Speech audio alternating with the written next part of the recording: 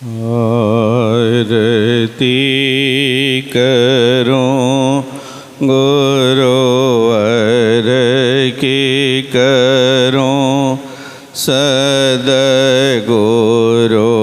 की प्यारे गुरुवर की आरती करूं गुरुवर की आरती करूं गुरुवर की करूं सद्गुरु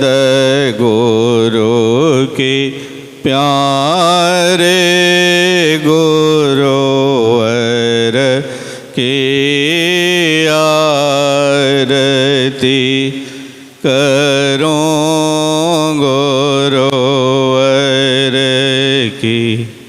जय गुरुदेव अमल अविनाशी ज्ञान रूपांतर के वासी। जय गुरुदेव अमल अविनाशी ज्ञान रूपांतर के वासी। श्रद्धा दीप जला कर कर दे निसादूर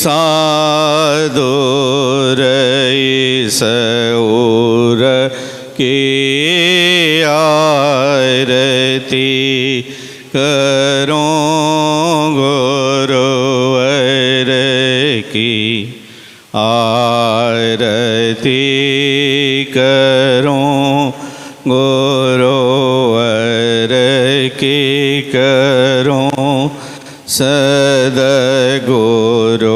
की प्यारे गुरुवर की आरती करूं गुरुवर की। भेदो बीच अभेद बताया आवागमन से मुक्त कराए। भेदों बीच अभेद बताया आवागमन से मुक्त कराए। जाने कब से छान रहे थे खाके सोनो दर दर की आरती करूं गुरुवर की आरती करूं गुरुवर की करूं सद्गुरु की प्यारे गुरुवर की आरती करूं गुरुवर की। जब से शरण तुम्हारे आए अमृत से मीठे फल पाए। जब से शरण तुम्हारे आए अमृत से मीठे फल पाए। गुरुवर वर दो बनी रहे, भाव सदा मेरे उर की आरती करो। गुरुवर की आरती करो, गुरुवर की करो। सद्गुरु की प्यारे गुरुवर की आरती करो। गुरुवर की आरती करो, गुरुवर की करो। सद्गुरु की प्यारे गुरुवर की आरती करो। गुरुवर की।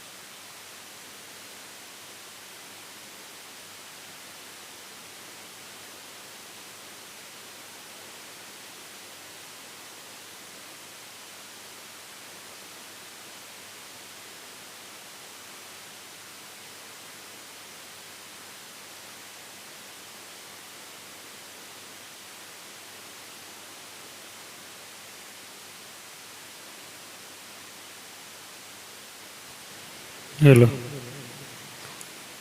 सभी सत्संगी भाई बहनों से निवेदन है कि अपना अपना मोबाइल स्विच ऑफ करने का कृपा करेंगे या साइलेंट मोड में डालने का कष्ट करेंगे। सभी सत्संगी भाई बहनों से निवेदन है कि आप लोग अपना अपना मोबाइल स्विच ऑफ करने का कृपा करेंगे या साइलेंट मोड में डालने का कष्ट करेंगे।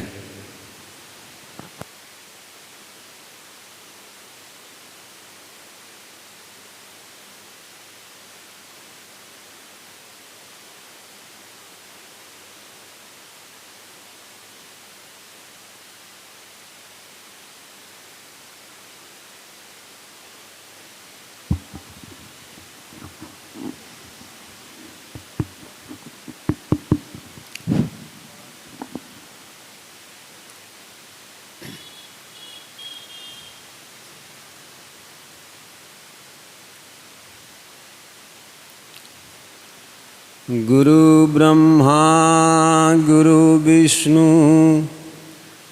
गुरुदेवो महेश्वरम गुरु साक्षात् परम ब्रह्म तस्मै श्री गुरुवे नमः। अखण्डमण्डलाकारं व्याप्तं येन चराचरं तत्पदं दर्शितं येन तस्मै श्रीगुरुवे नमः। गुरु और भगवान में तनिक भेद मत जान, गुरु रूप साकार है निराकार भगवान। यह तन बीस की बेलरी गुरु अमृत के खान, शीस देई गुरु मिले तो भी सस्ता जान।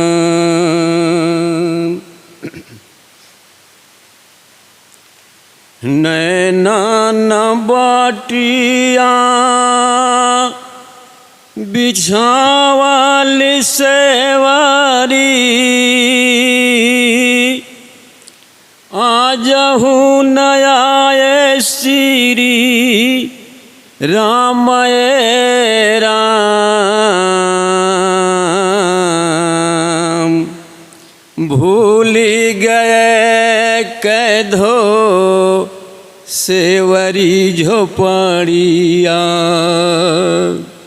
भूल गए कैधो सेवरी झोपड़िया, भूल गए कैधो ग्राम राम। नैना न बाटिया भी छावल सेवरी, अजहू नया श्री राम राम। कैधो प्रभु मुनि तिय बिलमायत, कैधो करत बिसा राम राम। कैधो लोभायल बन छवि चाखत, कैधो लोभावत बन छवि निरखत, हाय भइले अब समय राम।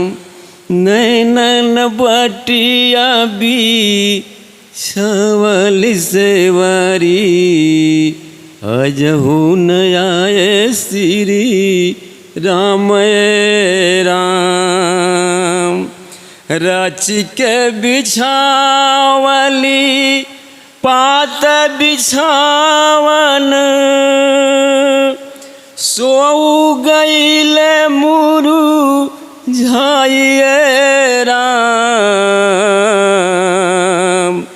किन का पघारव बक पगया सुवन जल किन का पघारव पगया सुवन जल किन का रखव बिल माए हो राम नैना न बाटिया भी छावल सेवरी अजहू न आए श्री राम राम किन का खिलाए बन फल चाखल किन का पियाई शीतल नीरे राम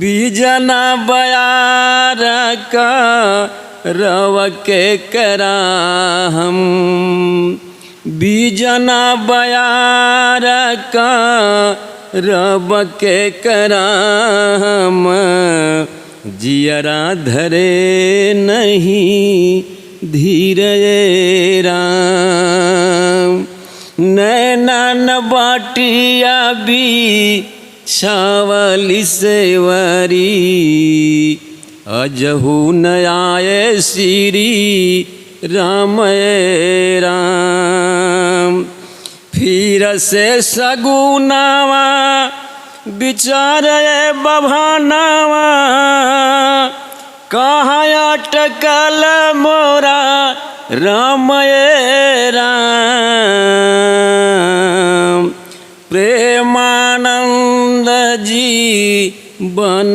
धन हमरो प्रेमानंद जी वन धन हमरो यही के नहीं यही ठाम राम नैना न बाटिया भी छावली सेवरी अजहू न आए श्री राम राम।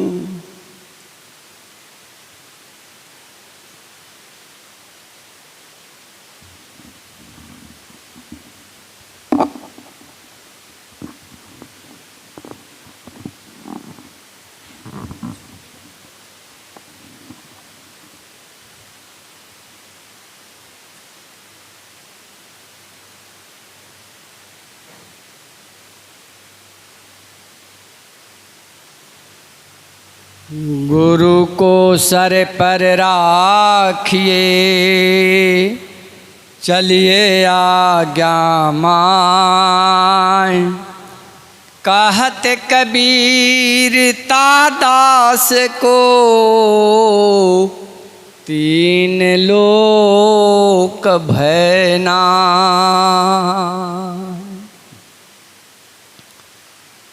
हे नाथ अब तो ऐसी दया हो जीवन निरर्थक जाने न पाए। हे नाथ अब तो ऐसी दया हो जीवन निरर्थक जाने न पाए। यह मन न जाने क्या क्या कराए कुछ बन न पाया अपने बनाए। यह मन न जाने क्या क्या कराए कुछ बन न पाए अपने बनाए। हे नाथ अब तो ऐसी दया हो, जीवन निरर्थक जाने न पाए।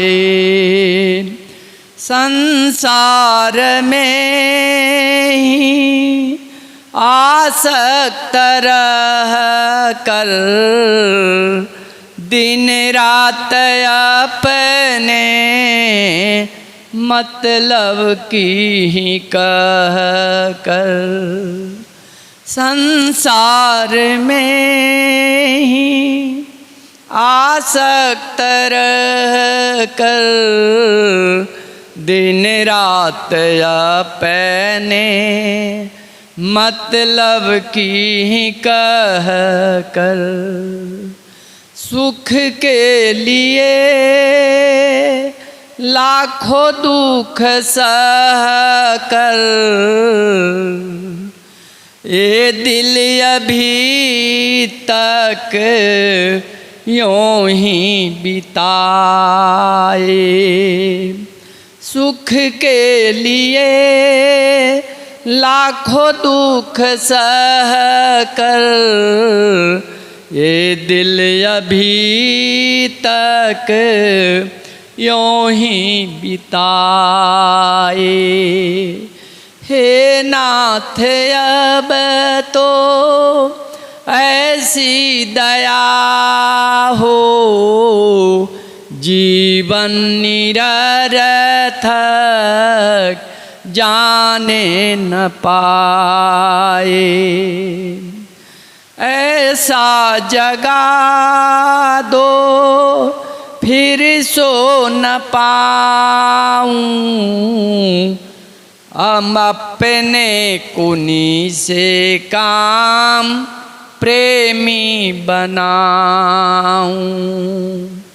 ऐसा जगा दो फिर सो न पाऊं, अपने कुनी से काम प्रेमी बनाऊं। मैं आपको चाहूं और पा जाऊं, संसार का भय रह कुछ न जाए। मैं आपको चाहूं और पा जाऊं, संसार का भय रह कुछ न जाए। हे नाथ अब तो ऐसी दया हो, जीवन निरर्थक जाने न पाए। वह जोगता दो सद्कर्म कर लूं, अपने हृदय में सद्भाव भर लूं। वह जोगता दो सद्कर्म कर लूं, अपने हृदय में सद्भाव भर लूं। नरतन है साधन भव सिंधु तर लूं, ऐसा समय फिरे आए न आए। नरतन है साधन भव सिंधु तर लूं, ऐसा समय फिरे आए न आए। हे नाथ अब तो ऐसी दया हो, जीवन निरर्थक जाने न पाए। हे नाथ मुझको निर्भिमानी बना दो, दारिद्र हर लो दानी बना दो।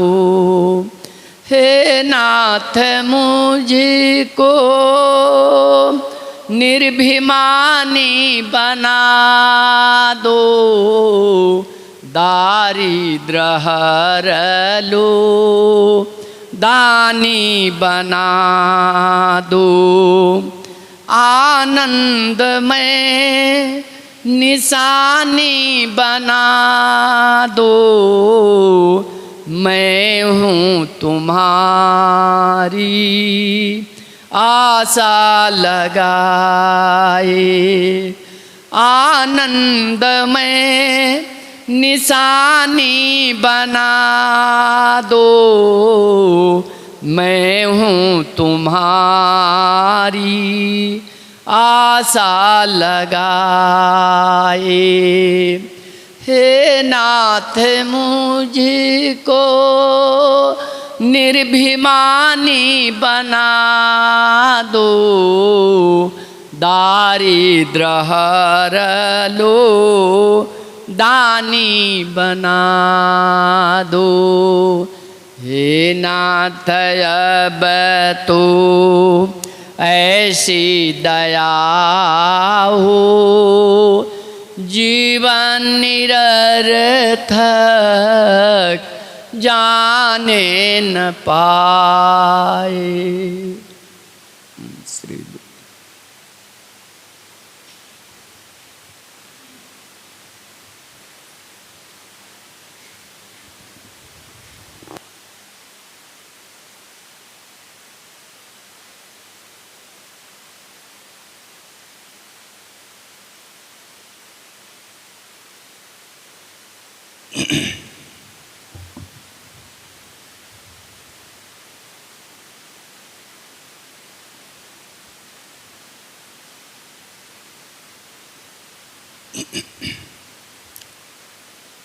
परम भागवत, परम श्रद्धेय पूज्य श्री गुरुदेव भगवान एवं पूज्य गुरु माँ के पावन श्री चरणों में कोटि कोटि प्रणाम तथा हम सब के ज्येष्ठ भ्राता एवं इस मिशन के अग्रधार आचार्य श्री निजू भैया एवं इस दिव्य चेतना सत्संग परिवार के उपस्थित शिक्षक श्री प्रकाश भैया जी, श्री रणधीर भैया जी के श्री चरणों में मेरा सत सत प्रणाम तथा सभा में उपस्थित सभी अध्यात्म जिज्ञासुओं को मेरा यथा योग्य प्रणाम। यह सभा परम आराध्य पूज्य श्री गुरुदेव भगवान की है, उनकी उपस्थिति है। हे प्रभु, मैं सिर्फ आपका हूं, क्यों हो नहीं जानता। आप अपना माने या न माने ये आपकी मर्जी। आज हम लोग परम आराध्य पूज्य गुरु महाराज साहब की असीम कृपा से प्रेम के नटखट स्वरूप के जन्मोत्सव पर एकत्र होने का सौभाग्य प्राप्त हुआ है।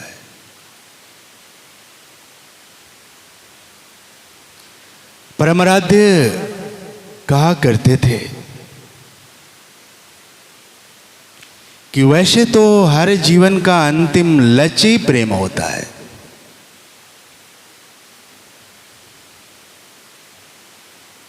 पर प्रेम का ठहराव होता कहाँ है। प्रेम का ठहराव जब भी होता है तो आनंद की गोद में होता है।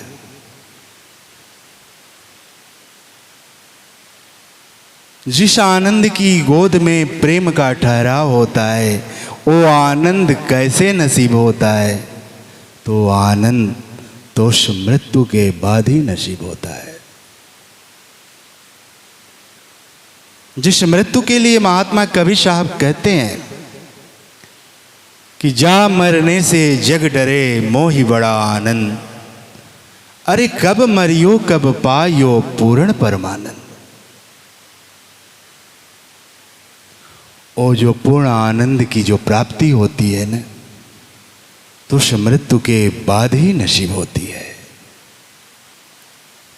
लेकिन यहां तो हमारी मृत्यु शरीर की होती है। मन बुद्धि चित्त अहंकार तो मेरे साथ ही रहा करते हैं, और जब तक इनकी मृत्यु नहीं होगी, जब तक इनका विलीन नहीं होगा, तब तक वो आनंद की प्राप्ति कहां हो सकती है। तो इस सफर को तय करने के लिए, इस प्रेम के सफर को, इस आनंद के सफर को, उस महामृत्यु के सफर को प्राप्त करने के लिए दो ही रास्ते हैं। एक तो संघर्ष का है और दूसरा समर्पण का है। संघर्ष वाले जो पथिक होते हैं अपने आप पर बड़ा गर्व करते हैं, अपने स्वाभिमान पर गर्व करते हैं और नहीं मानते हैं इस समर्पण की भूमि को। दोष उनका नहीं, दोष उनके प्रारब्ध का होता है, क्योंकि उनके कर्म की भूमि अभी बहुत तय करनी होती है और उस कर्म में कूद पड़ते हैं।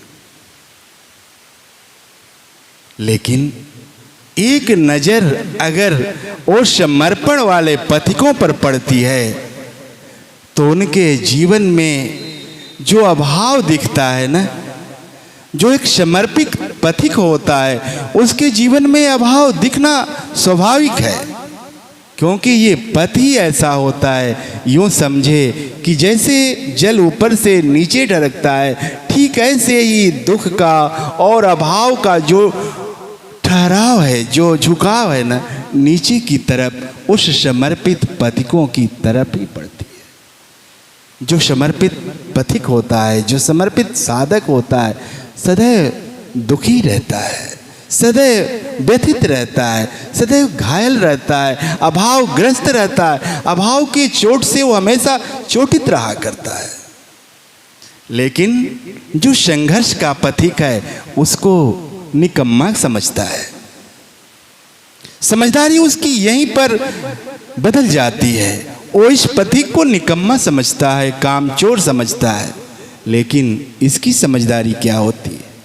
इस अभाव के जीवन को जो समर्पित पथिक होता है, इस अभाव के जीवन को वो प्रारब्ध के संचित पहाड़ जैसे पुण्य का परिणाम समझता है कि हमारे प्रारब्ध के संचित पुण्य का परिणाम है कि परमात्मा ने मुझे ऐसा अभाव का जीवन दिया है।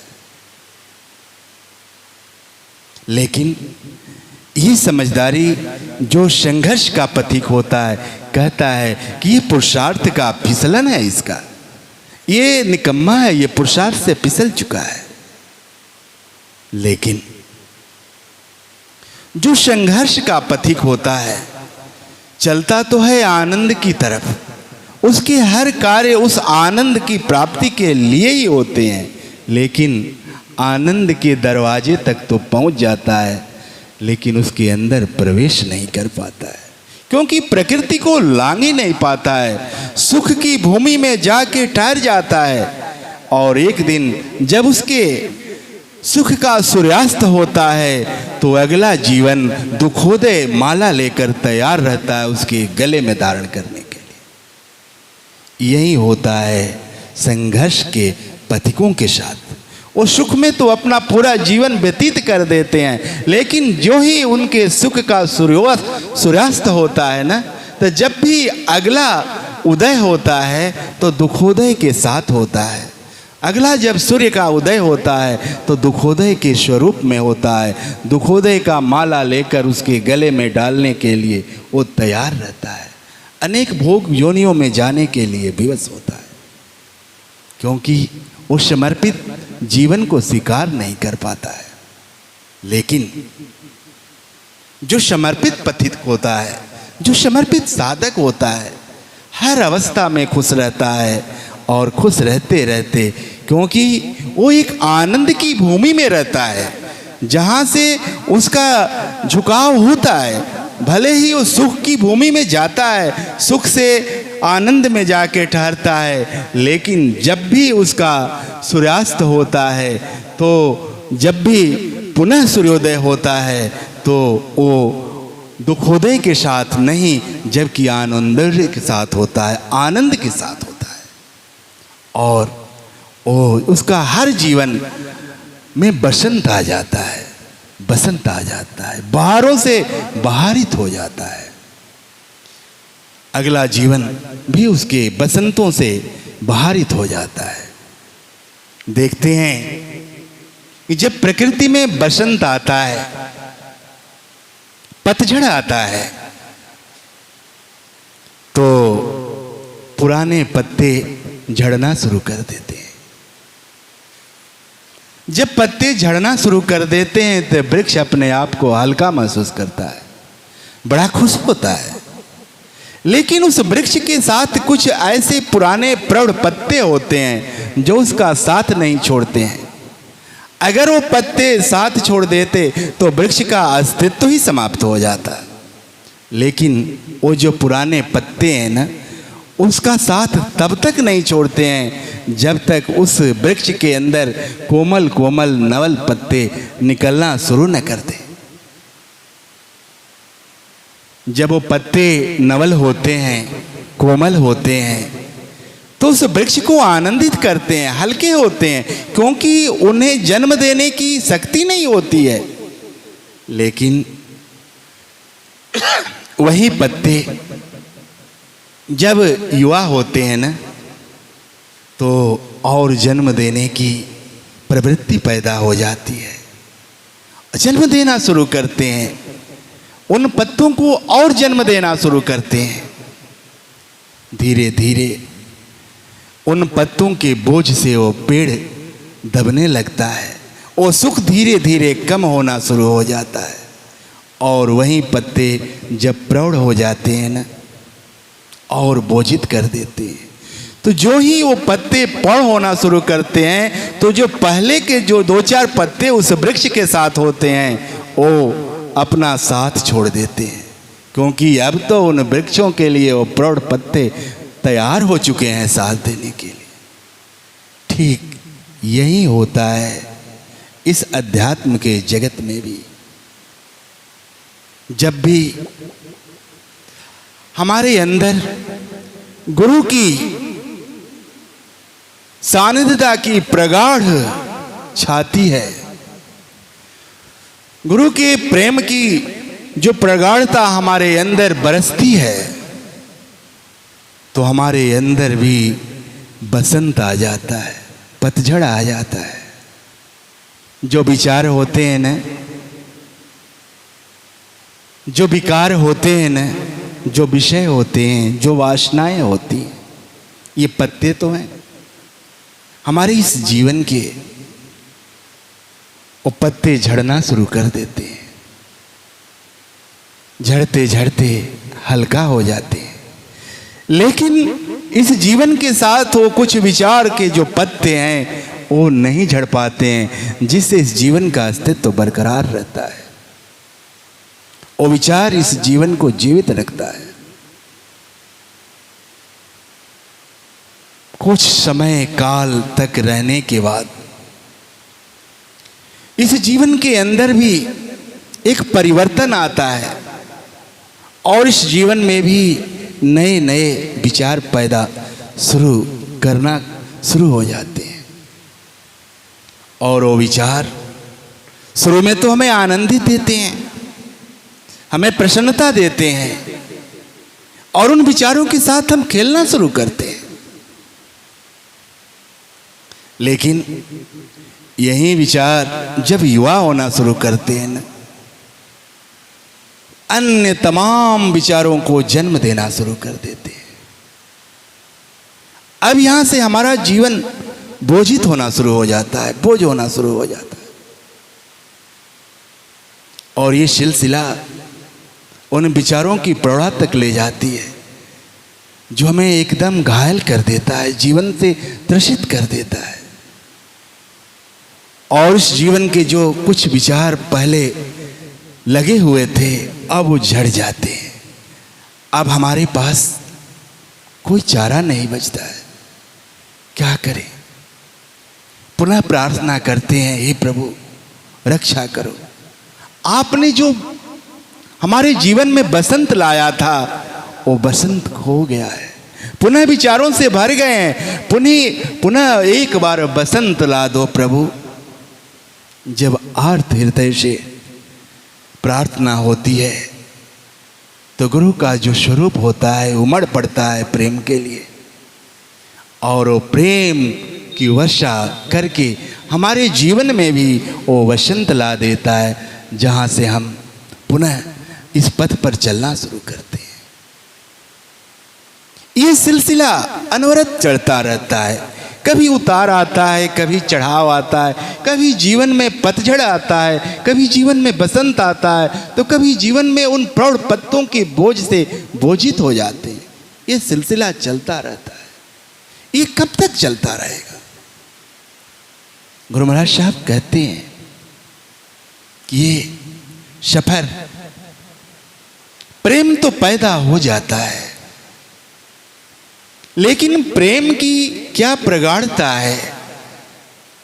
आज जो जन्म उत्सव का दिवस मनाते हैं, प्रेम के जन्मोत्सव, प्रेम आज जन्म तो लेता है, बाहर खुशियां मनाते हैं, उत्सव मनाते हैं, लेकिन ये जन्म के साथ ये युवा कैसे हो?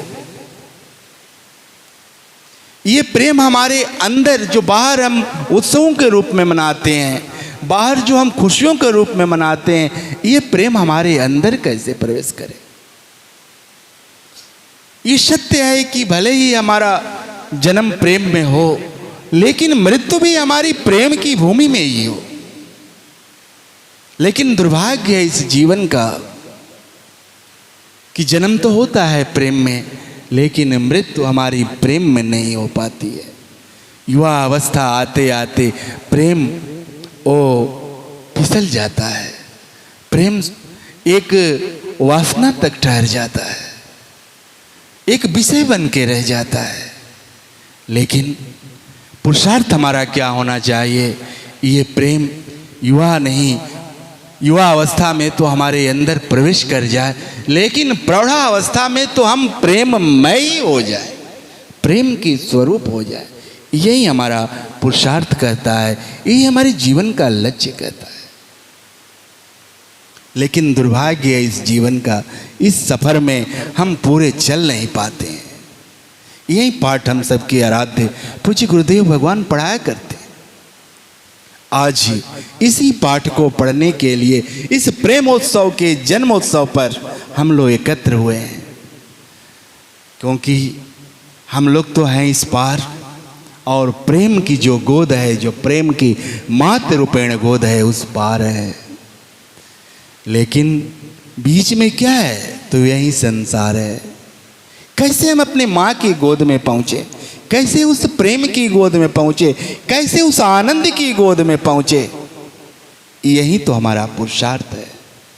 इसी का तो हमें निरीक्षण करना है। क्या क्या बाधाएं हैं जो उस प्रेम की गोद में हमें पहुँचने नहीं देती है, उसी को तो दूर करना है। वही तो हमारी साधना है। उसी साधना के लिए हम लोग एकत्र हुए हैं। परम आराध्या पूज्या गुरु माँ की उपस्थिति है, जो प्रेम की गोद को लेके बैठी हुई है। हम बालक क्या क्या पुरुषार्थ है, कैसे उस माँ के प्रेम रूपी आंचल की गोद में जाके बैठ जाएं, इसके लिए तो प्रार्थना ही कर सकते हैं। हे माँ, हमारे ये पैर नटखट हैं, छोटे छोटे हैं, पर तेरा तो अनुभव ऊंचा है। तू तो जानती है किस प्रारब्ध बस हम उलझे हुए हैं अपने उन विकारों से, नहीं जा पाते हैं। ये नटखट, ये छोटे छोटे पांव आपकी गोद तक नहीं पहुंचा पाते हैं माँ। तेरी करुणा के बिना, तेरी कृपा के बिना ये नटखट पांव तेरे गोद तक नहीं पहुंच पाए। हे माँ, करुणा करके इन नटखट, इन छोटे छोटे पाँवों में हिम्मत देना, वो बल देना, जैसे तेरी गोद में जाके बैठ सके। हे माँ, कृपा करना। हे माँ, दया करना। जन्मोत्सव तो हम बहुत मनाते मनाते आज इतने वर्ष गुजर गए, इतने समय गुजर गए, लेकिन उस जन्मोत्सव को अपने अंदर उतार नहीं पाए, उस जन्मोत्सव को अपने अंदर धारण नहीं कर पाए, उस प्रेम के स्वरूप को प्राप्त नहीं कर पाए। जीवन कहीं कोरा न रह जाए माँ, प्रार्थना करना। हम सबका यही पुरुषार्थ है।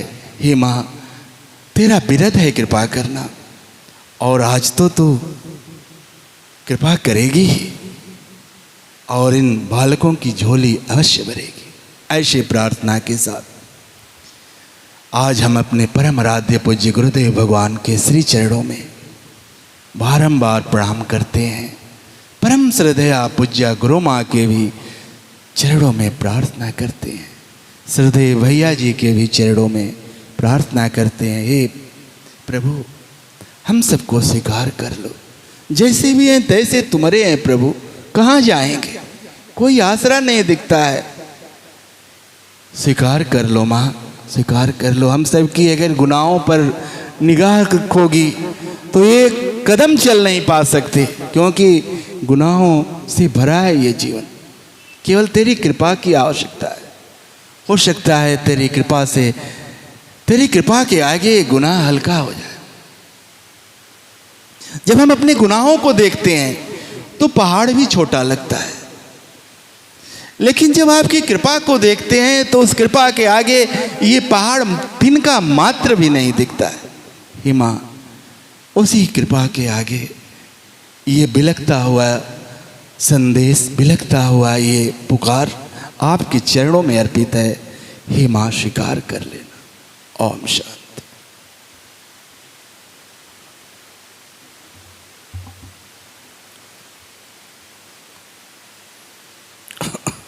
आइए अभी हम लोग ध्यान करेंगे। इसके लिए आवश्यक है कि हम लोग सीधी तरह से बैठ जाएंगे। परम पूज्य गुरु महाराज साहब ने आप सबों को जैसे क्रिया बताई है आप वैसा ही करेंगे, लेकिन एक दो भाई नए हैं या जो भी नए हैं उनके लिए मैं क्रिया निवेदन कर रहा हूँ, ध्यान से सुनेंगे। आप श्री राम मंत्र का उच्चारण करेंगे। मंत्र को मन ही मन बोलना है, इस बात को ध्यान रखेंगे। बैखरी वाणी से नहीं बोलना है, मध्यमा वाणी से बोलना है, मन ही मन बोलना है। दूसरा चरण है सुनना। मंत्र बोलने के बाद थोड़ा सा ठहर करके सुनेंगे। और तीसरा चरण है देखना। क्या देखना है?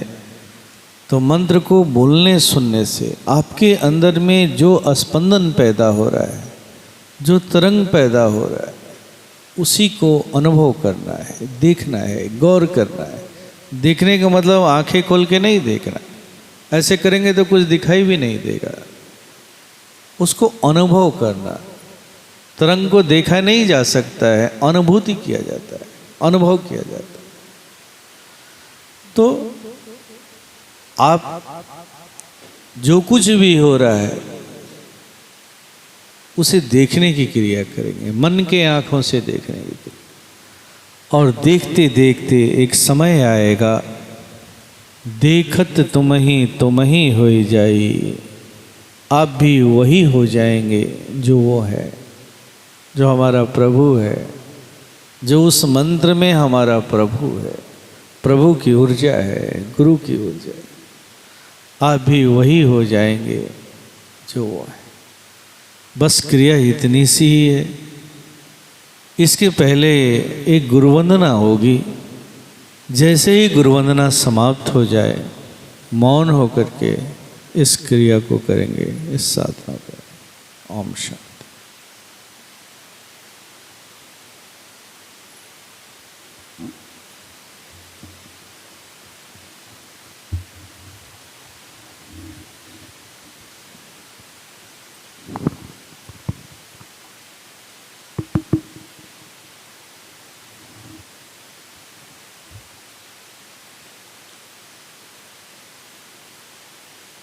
शरण में आए हम तुम्हारे, दया करो हे दयालु भगवन। शरण में आए हम तुम्हारे, दया करो हे दयालु भगवन। सुधारो बिगड़ी दशा हमारी, दया करो हे दयालु भगवन। शरण में आए हम तुम्हारे, दया करो हे दयालु भगवन।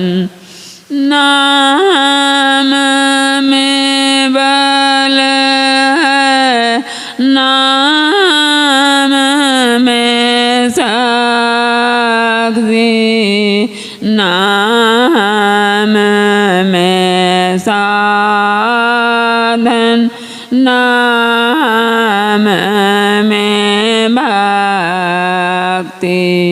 नाम में बल है, नाम में शक्ति, नाम में साधन, नाम में भक्ति।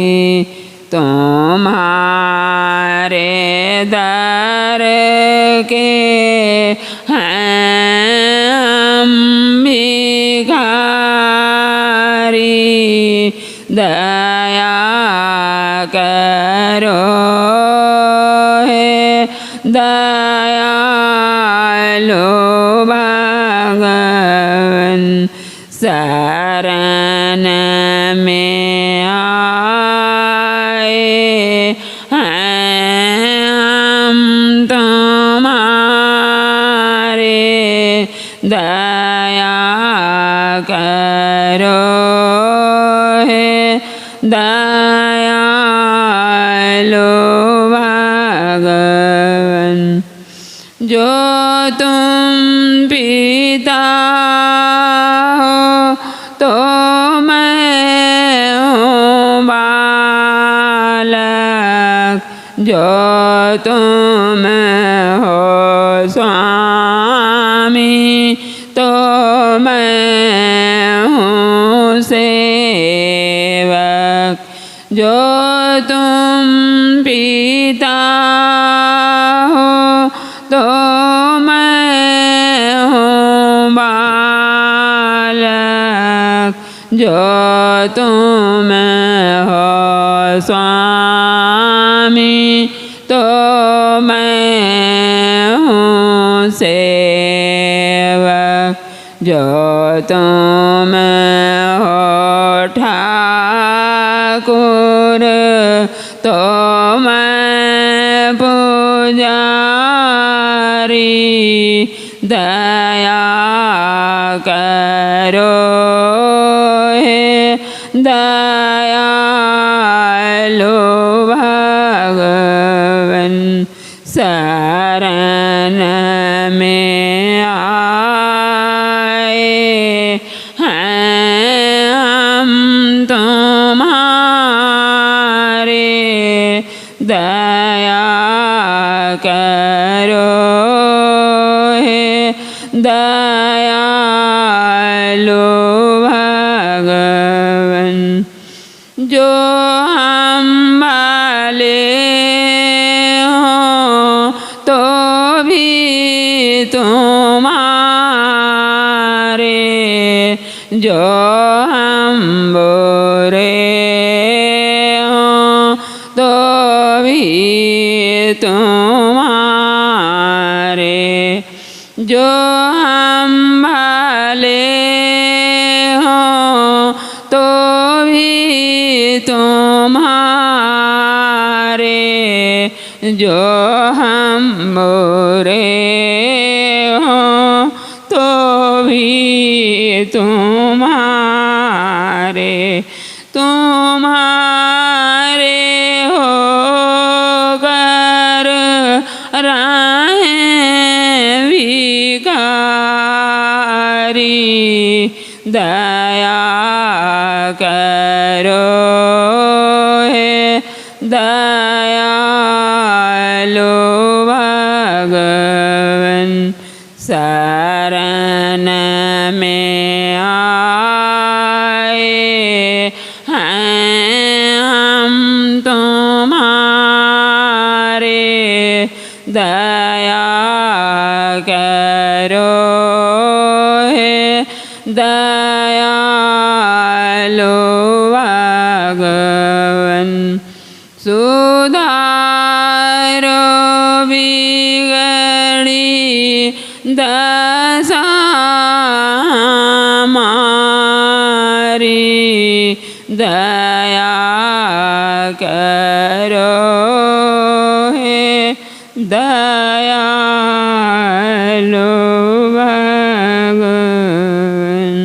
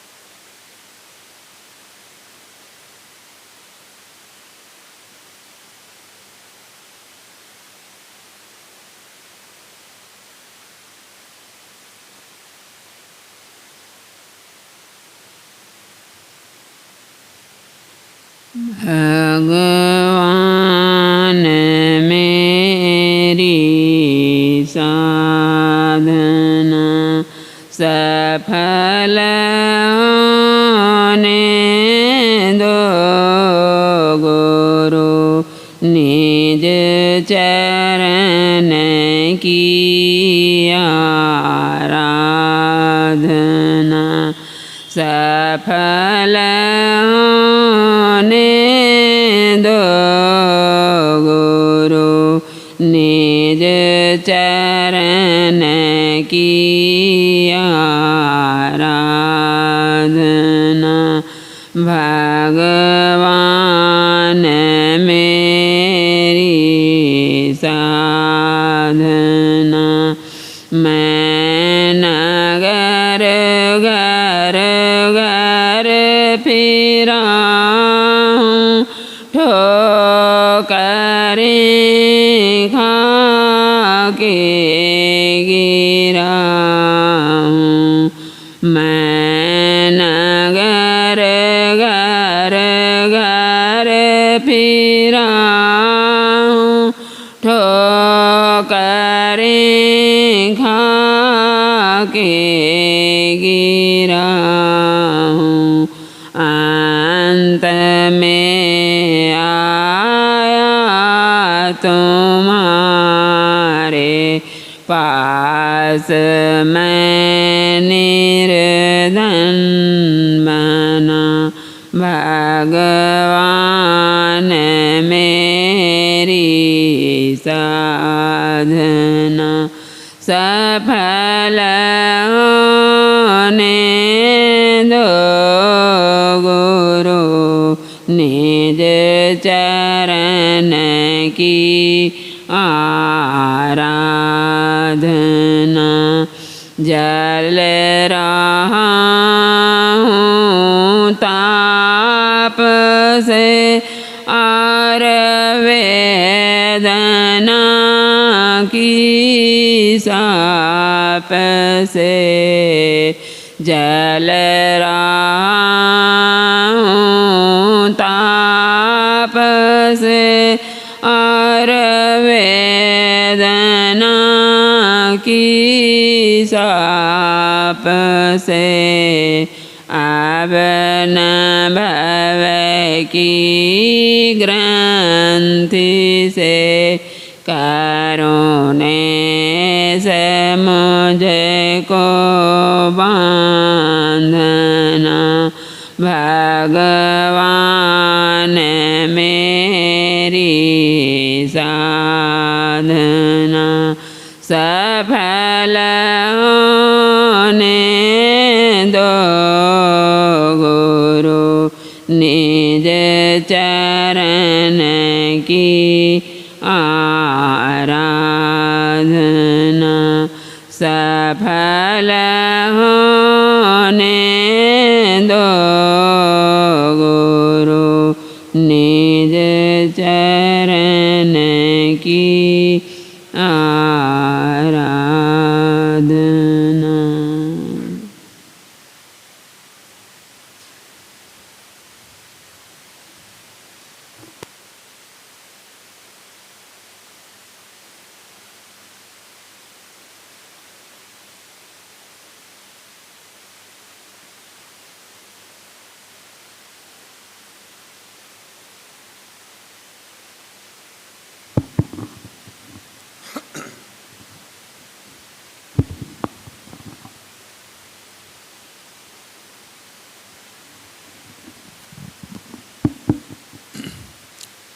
सात समुद्र की मसी करो लेखनी सब बन राई धरती सब कागज करो गुरगुन लिखा न जाई।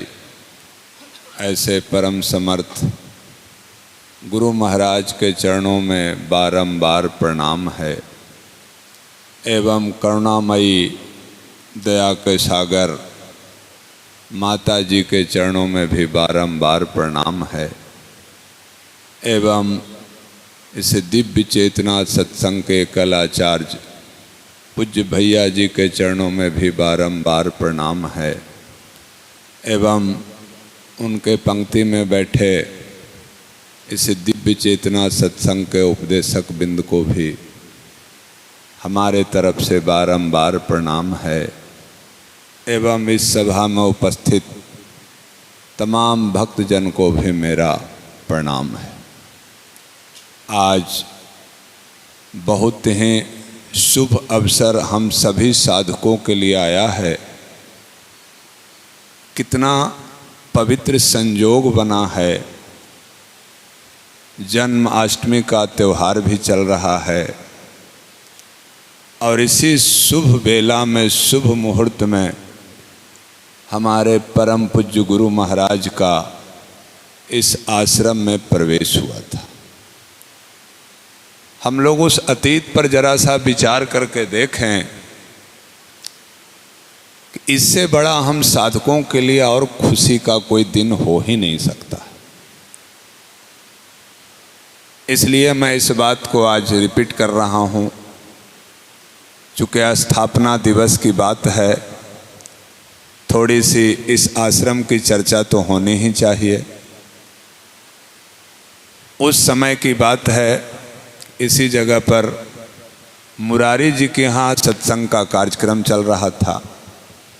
पूज्य गुरु महाराज का आदेश हुआ कि रणधीर एक आश्रम का निर्माण चाहते हैं, जो काफ़ी दिनों से मेरे मन में विचार चल रहा है। विक्रम बाजार में जाके देखो कोई स्पॉट वो जो है, और इसके बारे में बताओ कि क्या आश्रम बनाने योग्य स्पॉट है। मैं भूल रहा हूँ, मेरे साथ कोई और सज्जन भी हमारे साथ मोटरसाइकिल से आए। मुरारी जी के यहाँ पूजा समाप्त हुई और मोटरसाइकिल से इस आश्रम के स्पॉट पर हम आए। शायद समय भी इसी समय था, क्योंकि मुझे याद है कि चारों तरफ धान का पौधा लगा हुआ था। ये ज़मीन परती पड़ी हुई थी। यहाँ पर 10-20 मिनट बैठने के बाद हम में जो आभास हुआ, जो महसूस हुआ, हम यहाँ से रिपोर्ट ले जाके गुरु महाराज को दिए और बोले कि सरकार, आश्रम के लायक जगह तो बहुत अच्छी है। अच्छा है हो, हम कि जी, तो चलो ठीक है, इसी जगह पर आश्रम बनेगा। बाद में उन्होंने बताया इसलिए आश्रम जरूरी है कि हम जो चाह रहे हैं तुम लोग को देना, वो हम दे नहीं रहे हैं। और इस चीज़ को हम लोग बखूबी, जो भी साधकगण गुरु महाराज के रीजन में उनके निवास स्थान पर गए, वो इस बात को महसूस किए होंगे। चाहे वो बक्सर का निवास हो, डेहरी का निवास हो, राजगृह का निवास हो, इतनी छोटी जगह में भी कभी भी उन्होंने मासिक प्रोग्राम को नहीं रोका। और इसके लिए कितना कष्ट गुरु महाराज को उठाना पड़ा है, हम नहीं, आप लोग भी बहुत नज़दीकी से इस बात को समझे होंगे कि जहाँ पर भी उनका निवास स्थान बनता था, मकान मालिक को यह आभास हो जाता था कि कोई लगता है ये संत महात्मा ये पूरा बिल्डिंग को कब्जा न कर ले, चूँकि बाप रे बाप इतने सारे लोग ये आ रहे हैं, ये खाली कराओ, नहीं तो फिर ये बिल्डिंग कब्जा हो जाएगा। पर हमारे गुरु महाराज के पास ऐसी कोई नियत थी ही नहीं, इसलिए कि शायद वो मकान मालिक को पता नहीं था कि परम पूज्य का जो निवास स्थान सुजानपुर है, मैं नहीं, इस सभा में भी बहुत तेरे लोग ऐसे होंगे जो कि गए होंगे, सभी प्रकार की सुख सुविधा से वो मकान आज भी लैस है। पर अगर गुरु महाराज बेचैन थे, परेशान थे, तो सिर्फ हम लोग के लिए परेशान थे। अपने स्वयं के लिए कभी उन्होंने कुछ नहीं सोचा। अगर पूरे लाइफ उन्होंने कष्ट उठाया तो हम लोगों के लिए, लइयो सर्विस छोड़ के अगर आए तो हम लोग के लिए, पूरे जीवन को अगर तपती हुई धूप में प्रोग्राम में बस से सफ़र करके सत्संग के लिए गए तो हम लोग के लिए, और भला इतना कष्ट उठाने के बाद इस आश्रम का निर्माण हुआ होगा, तो जरा हम लोग इस पर विचार करें कि कितनी बड़ी खुशियां का वो पल आया होगा। और आज ऐसा ही खुशियों के पल में हम लोगों का आगमन हुआ है। हाँ, ये सत्य है कि हमारे परम पूज्य स्थूल रूप में नहीं हैं, पर पूर्ण विश्वास के साथ मैं ये कहना चाहूँगा कि सूक्ष्म रूप से उनको उपस्थिति है। और भला आज उपस्थिति ना कैसे हो सकता है? इतना बड़ा खुशी का दिन है, इतना बड़ा खुशी का पल है। चूँकि आज इस दिव्य चेतना में हम सबों को अध्यात्म की अगर कखारा का भी पाठ पढ़ाया गया है तो वो इसी भूमि से मिला है। भला इस भूमि को हम लोग कैसे भूल सकते हैं? आज जो कुछ भी जीने की राह या अध्यात्म का किसी प्रकार का अनुभव अनुभूति मिली है तो इसी जमी का वो देन है। और मैं नए भाई बहनों को भी ये विश्वास दिलाना चाहता हूँ कि नंद आश्रम क्या है। इसके लिए तो मैं प्रमाणिकता के तौर पे बता सकता हूँ, या पुराने भाई बहन भी इस बात को महसूस करें कि जो हमारा मेन गेट है, गाड़ी से उतरने के बाद एक कदम आप जैसे ही आश्रम के अंदर में डालते हैं, उसी समय आपको आभास हो जाता होगा कि यह नंद आश्रम क्या है। और भला इस नंद आश्रम से दूर होकर हम सुखी हो सकते हैं? ऐसा कतई नहीं हो सकता। चूँकि हम साधकों के लिए अगर गंगा जमुना सरस्वती का कोई संगम भी कहा जाएगा तो वो नंद आश्रम है। अगर जीवन में किसी प्रकार की कोई खुशहाली या खुशी का त्यौहार का सबसे कीमती जगह होगा तो मेरे लिए वो नंद आश्रम होगा। भला सोचिए, इस आश्रम के लिए गुरु महाराज के पास कितनी तड़प थी। मुझे वो भी दिन याद है, गुरु पूर्णिमा का बेला चल रहा था। रामडीजा आश्रम में बक्सर से रूम खाली होकर रामडीजा आश्रम में गुरु महाराज आए थे, और वहाँ सिर्फ इसलिए हर चीज़ को स्वीकार कर रहे थे कि इतनी ज़्यादा दिव्य चेतना के सत्संगियों की तादाद बढ़ रही थी कि जहाँ भी कमरा लेते थे वो छोटा पड़ जाता था। रामडीहरा आश्रम के जो संत महात्मा थे गुरु महाराज को बहुत ज़्यादा रेस्पेक्ट देते थे, बहुत ज़्यादा। मैं उस जगह पर भी गया। गुरु महाराज के कथनानुसार उसने इसी प्रकार का एक हॉल का निर्माण करवाया। गुरु महाराज के रहने के लिए कमरा, अटैच लेट्रिन बाथरूम, माता जी के लिए भी सभी प्रकार की व्यवस्था हुई। पर मैं उस बात को भी आज याद दिला देना चाहता हूँ कि उस मठ के मठाधीश गुरु महाराज पर बहुत बड़ा फेथ करते थे, आज भी बहुत ज़्यादा रिस्पेक्ट करते हैं। पर उनके शिष्य लोग को ऐसा लगा कि अरे ये गृहस्थ आश्रम वाले आके इसमें रहेंगे, कहीं ऐसा तो नहीं है कि पूरे मठ को ये कब्जा कर लेंगे। इसकी झलक अनुभव ही गुरु महाराज को आभास हुआ कि हमारे ये जो महात्मा जी हैं इनके ऊपर बहुत सारे जो इनके और भी मठाधीश हैं उनका प्रेशर है कि आप ये कहाँ से ले लाए हैं। और मैं उस जगह पर था, इस बात को महसूस किया, और तुरंत गुरु महाराज ने आदेश दिया, रणधीर विक्रम चले जाओ, गुरु पूर्णिमा विक्रम में होगी या नहीं होगी। अभी अच्छी तरह सामान खुल के शिफ्ट भी नहीं हुआ था और गुरु महाराज वहाँ से तुरंत आदेश दिए, विक्रम चले जाओ, विक्रमगंज चले जाओ। और हम प्रकाश भैया को लिए और रेलवे लाइन के किनारे वहीं पर जाके गुरु पूर्णिमा हुआ। तो भला सोचिए कि गुरु महाराज कितना बेचैन थे कि एक अपना स्थान हो, एक अपना आश्रम हो, और भला आज ऐसे पवित्र स्थल पे हम लोग पहुंचे हैं, इतनी बड़ी खुशहाली के जगह पे पहुंचे हैं। आज गुरु महाराज से बारंबार हमारी यही प्रार्थना है कि हे प्रभु, हम लोग तो नादान हैं, ना समझ हैं। आप तो सब कुछ जानते हैं प्रभु, इसलिए कि आज तक जो भी कष्ट उठाए हम लोगों के लिए आप उठाए हैं प्रभु। आप जो कुछ भी बनाना चाहते थे हम लोग नहीं बन सके। ये आज भी एक मन में टीस है, क्योंकि जितना कम समय में गुरु महाराज जो कुछ भी हम लोग को दिए, अब एहसास होता है कि और बाकी मिशन में क्या होता है। हमारे यहाँ जो शुरू दिन गुरु महाराज से दीदार हुआ वो गुरु महाराज का होकर रह गया। और कितनी बड़ी मेमोरी थी कि एक बार गुरु महाराज से जिनका दीदार हुआ, 5 साल के अंतराल में आने के बाद भी जैसे ही बस देखे वो बोले तुम तो फलाने जगह से हो ना, काफ़ी दिन के बाद आए हो, कहाँ था। इतनी बड़ी मेमोरी।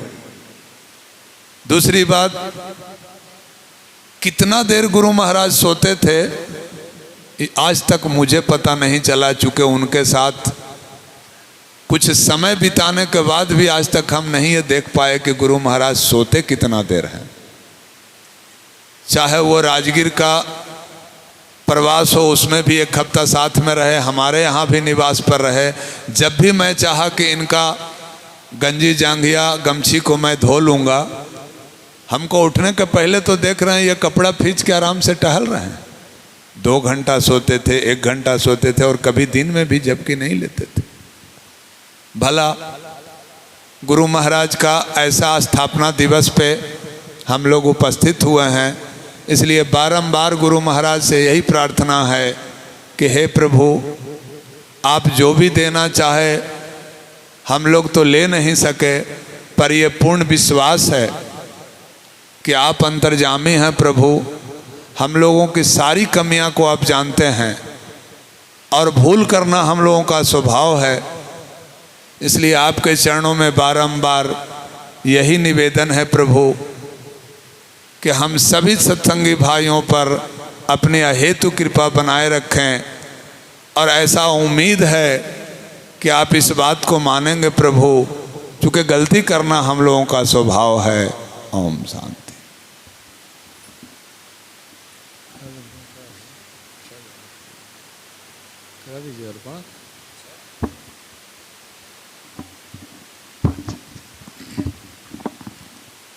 आइए, अभी गुरु महाराज का दरबार लगा हुआ है।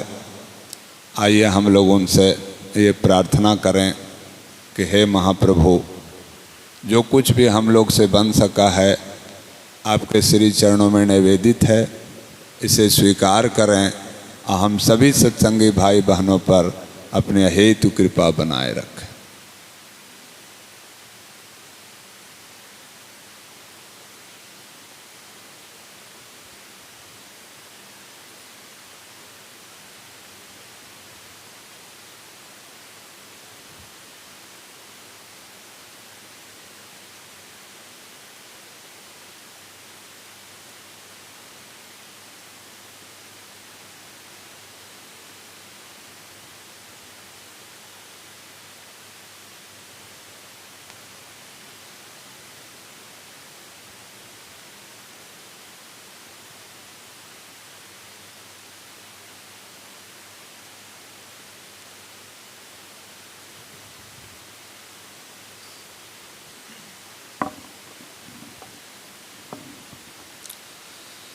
त्वमेव माता च पिता त्वमेव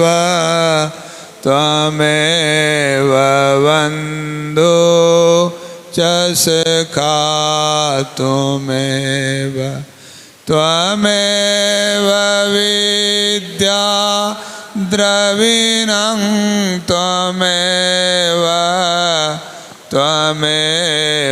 सर्वं मम देव देव। ॐ सहना भवतु सहनौ भुनक्तु सवीर्यं करवावहै तेजस्विनावधीतमस्तु मा विद्विषावहै। ओम शांति शांति शांति।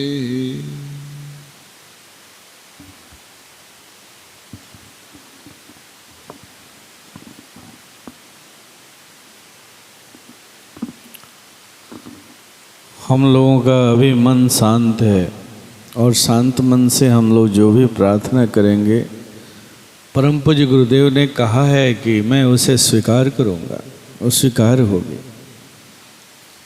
हमारे बीच परम पूज्य गुरु महाराज साहब का ही बहुत प्रिय शिष्य सत्संगी महर्षि, उसकी छोटी सी बच्ची आज 15-20 दिन से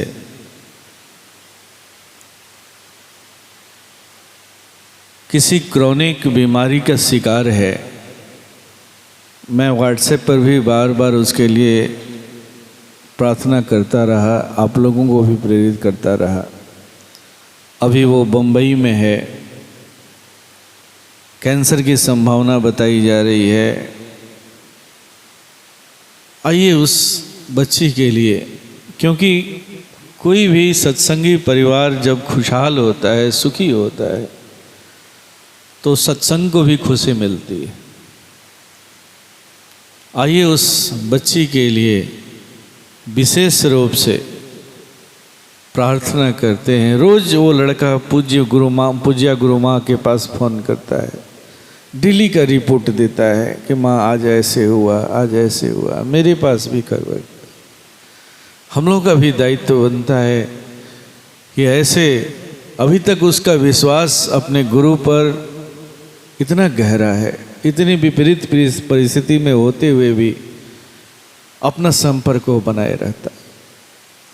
बहुत लोग तो टूट जाते हैं, विश्वास उनका कमज़ोर हो जाता है। ऐसे विश्वासी शिष्य के लिए, उसके बच्चे के लाभ के लिए आइए परम पूज्य गुरुदेव से प्रार्थना करते हैं। हे प्रभु, आप अपनी विशेष दया, विशेष कृपा करो, ताकि ये जो आंधी, ये तूफान उसके जीवन में आया है, उससे वो जल्दी से निकल सके। सारी स्थितियाँ, परिस्थितियाँ सामान्य हो जाए प्रभु। वो आपका ही फूल है। आइए उसके लिए विशेष रूप से प्रार्थना करें।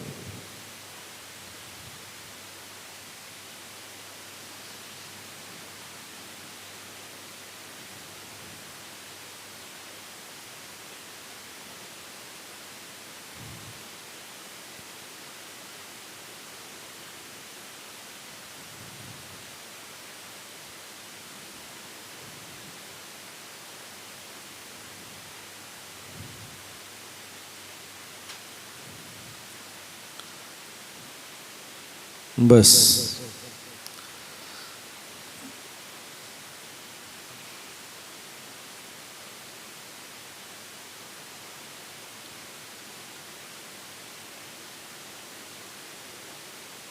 उसी समय दे दिया रहता, एक आदमी का अलग ही होता है।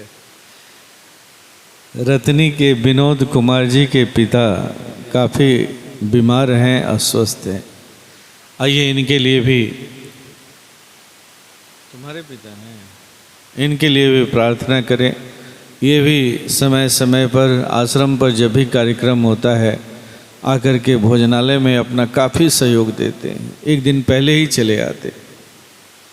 तो ऐसे कर्मठ व्यक्ति के लिए परम पूज्य गुरुदेव से इनके स्वास्थ्य लाभ के लिए भी प्रार्थना करें। हे प्रभु, आप अपनी दया, अपनी कृपा इन पर बनाएं।